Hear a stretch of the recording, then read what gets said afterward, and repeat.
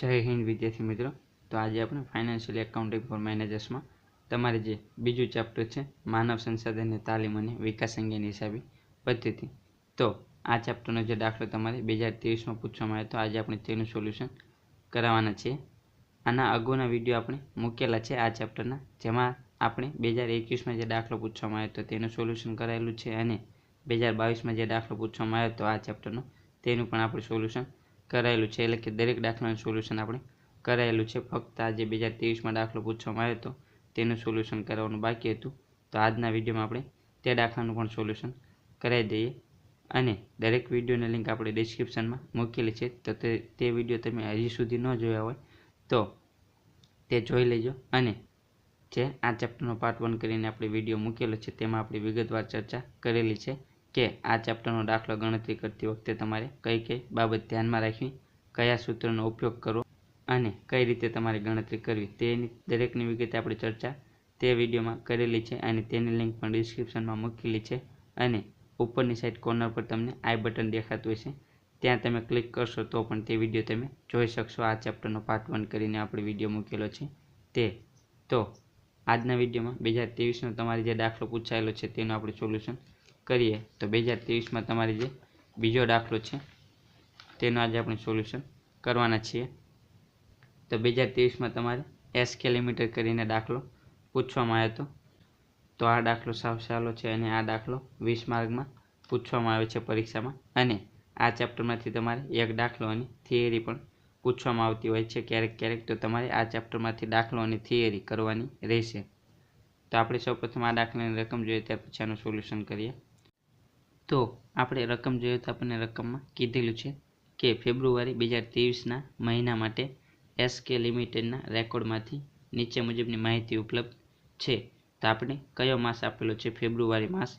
તો આ ફેબ્રુઆરી માસને પણ આપણે દાખલાની ગણતરી કરતી વખતે ધ્યાનમાં લેવાનો થશે। તો ફેબ્રુઆરી 2023 છે તો માટે ફેબ્રુઆરી માસના કેટલા દિવસ આવશે? તો કે 28 દિવસ। તો આ પણ આપણે ધ્યાનમાં લેવાનું આવશે દાખલાની ગણતરી કરતી વખતે। ત્યાર પછી આપણે જોઈએ તો પગાર પત્રક પર કામદારોની સંખ્યા। તો કામદારોની સંખ્યા આપેલી છે। તો સૌપ્રથમ આપણે જોઈએ તો મહિનાની શરૂઆતમાં 539 અને મહિનાના અંતે 641, એટલે કે કામદારની શરૂઆતની સંખ્યા આપેલી છે 539 અને અંતની સંખ્યા આપેલી છે આખરની 641। તો આના આધારે આપણે સરેરાશ કામદારોની ગણતરી કરીશું। તો સરેરાશ કામદારો આપણને કઈ રીતે મળશે? તો શરૂઆતના કામદાર પ્લસ આખરના કામદાર ભાગ્યા 2, તો આપણને સરેરાશ કામદારની સંખ્યા મળશે। ત્યાર પછી આપણે જોઈએ તો આપણને કીધેલું છે કે મહિના દરમિયાન 23 કામદારો જતા રહ્યા હતા, 32 કામદારોને છૂટા કરવામાં આવ્યા હતા અને 5 કામદારો નિવૃત્ત થયા હતા। એટલે કે આપણને કુલ છૂટા કરવામાં આવેલ કામદારની સંખ્યા મળશે। આપણે આ ત્રણેયનું ટોટલ કરીશું કે મહિના દરમિયાન 23 કામદારો જતા રહ્યા, તો 23 પ્લસ 32 કામદારોને છૂટા કરવામાં આવ્યા એટલે કે 23 પ્લસ 32 અને 5 કામદારો નિવૃત્ત થયા, એટલે કે આ ત્રણેયનું આપણે ટોટલ કરીશું તો આપણને મળશે। તો આપણે 23 પ્લસ 32 પ્લસ 5 આ ત્રણેયનું ટોટલ કરીશું તો આપણને મળશે કુલ છૂટા થયેલ કામદારની સંખ્યા। ત્યાર પછી આપણને કીધેલું છે કે 200 કામદારોની ભરતી કરવામાં આવી હતી, તેમાંથી 50 કામદારોની ભરતી જેઓ જતા રહ્યા હતા તેની ખાલી જગ્યા પર કરવામાં આવી હતી। એટલે કે 200માંથી 50 કામદારોની ભરતી કરવામાં આવી એટલે કે નવા નિમાયેલ કામદાર થશે 50 અને જે 200માંથી બાકીના 150 કામદાર છે તે વિસ્તરણ યોજના માટે રોકાયેલા હતા। તો આપણે માત્ર 200માંથી 50 કામદારોને ધ્યાનમાં લેવાના, એટલે કે નવા નિમાયેલ કામદાર 50 ધ્યાનમાં લેવાના। ત્યાર પછી આપણને કીધેલું છે કે નીચેની પદ્ધતિનો અમલ કરીને મજૂર ટર્નઓવર દરની ગણતરી કરો। એટલે કે મજૂર ફેરબદલી દરની આપણે ગણતરી કરવાની છે। તો સૌપ્રથમ વિભાજન પદ્ધતિ મુજબ, ત્યાર પછી રિપ્લેસમેન્ટ પદ્ધતિ મુજબ અને ત્યાર પછી ફ્લક્સ પદ્ધતિ મુજબ। તો આ ત્રણેય પદ્ધતિ મુજબ આપણે મજૂર ફેરબદલી દરની ગણતરી કરવાની છે। તો જ્યારે પણ આ રીતનો દાખલો પૂછાય ત્યારે તમારે સૌપ્રથમ કુલ છૂટા થયેલ કામદારની સંખ્યાની ગણતરી કરવાની। તો આપણે સૌપ્રથમ કુલ છૂટા થયેલ કામદારની સંખ્યાની ગણતરી કરીએ તો જેમાં મહિના દરમિયાન ગયેલ કામદાર તો તે આવશે 23, મહિના દરમિયાન ગયેલ કામદાર 23, ત્યાર પછી છૂટા કરવામાં આવેલ કામદાર તો 32 કામદારને છૂટા કરવામાં આવ્યા, તો છૂટા કરવામાં આવેલ કામદાર 32 અને 5 કામદાર નિવૃત્ત થયા એટલે કે નિવૃત્ત થયેલ કામદારની સંખ્યા 5।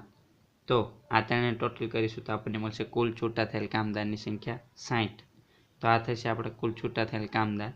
ત્યાર પછી નવા નિમાયેલ કામદાર. તો નવા નિમાયેલ કામદારમાં આપણને કીધેલું છે કે 200 કામદારો છે, જેમાંથી 50 કામદારની ભરતી કરવામાં આવી અને બાકીના 150 કામદાર વિસ્તરણ યોજના માટે રોકાયેલા હતા. તો આપણે નવા નિમાયેલ કામદાર આવશે 50. તો નવા નિમાયેલ કામદારની સંખ્યા 50 થશે. ત્યાર પછી આપણને દાખલામાં મહિનાની શરૂઆતમાં 539 અને મહિનાના અંતે 641 કામદારની સંખ્યા આપેલી છે, એટલે કે શરૂના અને આખરના કામદારની સંખ્યા આપેલી છે. આના આધારે આપણે સરેરાશ કામદારની સંખ્યાની ગણતરી કરીશું. તો સરેરાશ કામદારની સંખ્યાની ગણતરી એટલે કે એવરેજ નંબર ઓફ વર્કર્સ. તો સરેરાશ કામદારની સંખ્યાની ગણતરી કરવા માટે આપણે શરૂના કામદારની સંખ્યા પ્લસ આખરના કામદારની સંખ્યા ભાગ્યા 2 કરીશું તો આપણને મળશે સરેરાશ કામદારની સંખ્યા. તો ઇંગ્લિશ મીડિયમના વિદ્યાર્થીઓને પણ હેલ્પફુલ થાય તો માટે આપણે દરેક સૂત્ર ઇંગ્લિશમાં પણ લખેલા છે. તો શરૂઆતના કામદારની સંખ્યા અને આખરના કામદારની સંખ્યા આપણને આપેલી છે.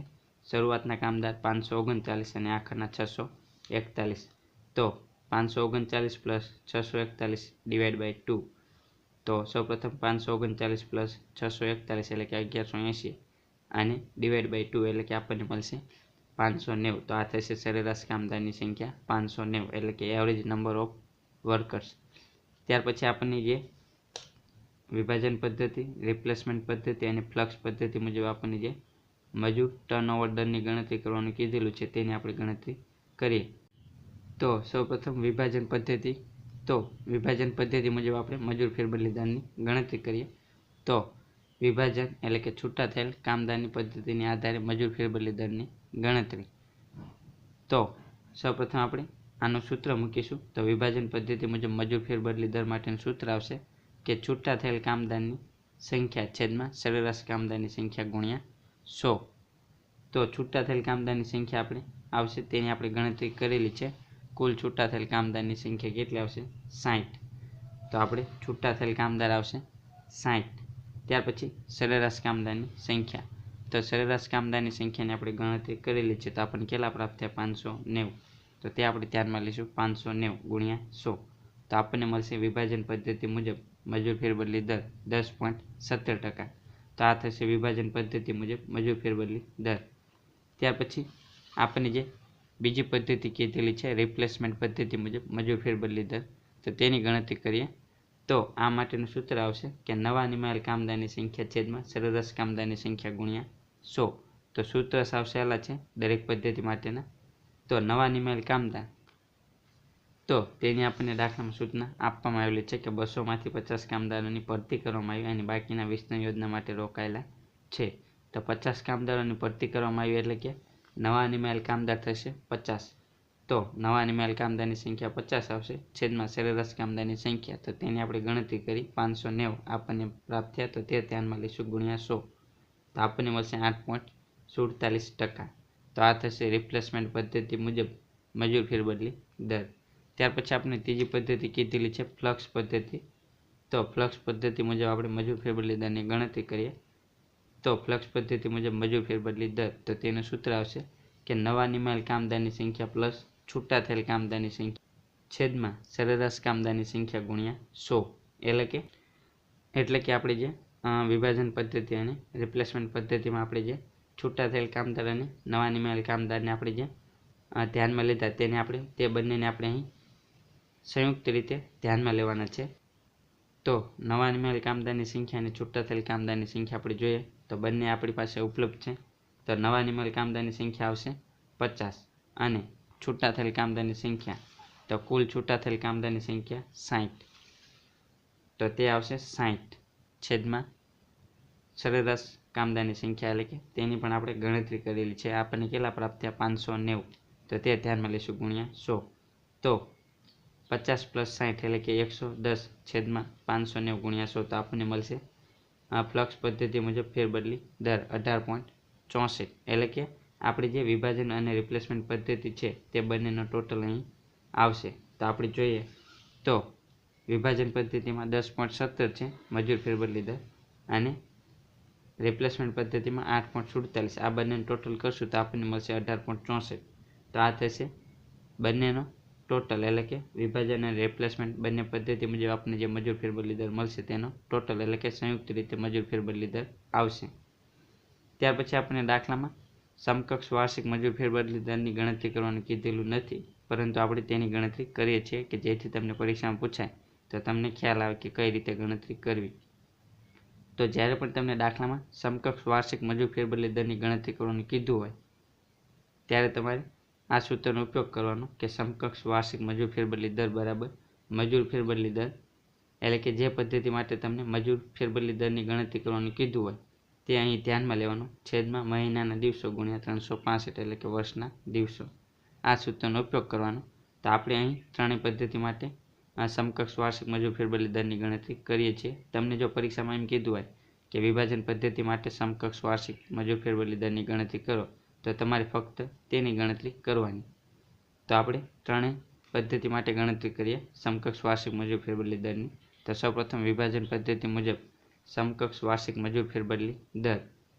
તો સૌપ્રથમ મજૂર ફેરબદલી દર એટલે કે વિભાજન પદ્ધતિનો મજૂર ફેરબદલી દર ધ્યાનમાં લઈશું. તો વિભાજન પદ્ધતિ માટે આપણે જોઈએ તો કેટલો આવશે મજૂર ફેરબદલી દર 10.17. તો તે ધ્યાનમાં લેવાશે 10.17 છેદમાં મહિનાના દિવસો. તો આપણને દાખલામાં કીધેલું જ છે કયો માસ? ફેબ્રુઆરી માસ 2023. તો ફેબ્રુઆરી માસમાં કેટલા દિવસો આવશે? ટોટલ 28. તો આપણે મહિનાના દિવસો ધ્યાનમાં લઈશું 28 ગુણ્યા વર્ષના દિવસો 365. તો આપણને વિભાજન પદ્ધતિ મુજબ સમકક્ષ વાર્ષિક મજૂર ફેરબદલી દર મળશે 132.57. તેવી જ રીતે બીજી પદ્ધતિ છે રિપ્લેસમેન્ટ પદ્ધતિ. તેના માટે આપણે સમકક્ષ વાર્ષિક મજૂર ફેરબદલી દરની ગણતરી કરીએ. તો તે માટેનો મજૂર ફેરબદલી દર આપણે ધ્યાનમાં લઈશું. તો રિપ્લેસમેન્ટ પદ્ધતિ મુજબ મજૂર ફેરબદલી દર આપણને કેટલો પ્રાપ્ત થયો? 8.47. તો તે આપણે ધ્યાનમાં લઈશું 8.47. મહિનાના દિવસો આવશે 28 ગુણ્યા વર્ષના દિવસો 365. તો આપણને મળશે 110.42. તો આ થશે રિપ્લેસમેન્ટ પદ્ધતિ માટે સમકક્ષ વાર્ષિક મજૂર ફેરબદલી દર. અને લાસ્ટ આપણે જોઈએ ફ્લક્સ પદ્ધતિ મુજબ સમકક્ષ વાર્ષિક મજૂર ફેરબદલી દર. તો આપણે જોઈએ ફ્લક્સ પદ્ધતિ મુજબ મજૂર ફેરબદલી દર આપણને કેટલો પ્રાપ્ત થયો? 18.64. તો તે ધ્યાનમાં લઈશું 18.64 છેદમાં મહિનાના દિવસો 28 ગુણ્યા વર્ષના દિવસો 365. તો આપણને મળશે 242.99%. એટલે કે ફ્લક્સ પદ્ધતિ મુજબ સમકક્ષ વાર્ષિક મજૂર ફેરબદલી દર આપણને અહીં પ્રાપ્ત થશે. તો આ રીતે તમને જો સમકક્ષ વાર્ષિક મજૂર ફેરબદલી દરની ગણતરી કરવાનું કીધું હોય તો આ રીતે ગણતરી કરવાની. તો આ દાખલાની ગણતરી અહીં પૂરી થાય છે. આ દાખલો તમને 20 માર્કમાં પૂછવામાં આવેલો હતો અને દાખલો સાવ સહેલો છે. ફક્ત તમારે 3 સૂત્ર યાદ રાખવાના છે અને સૂત્ર પણ સાવ સહેલા છે. તો આ દાખલાની ગણતરી અહીં પૂરી થાય છે.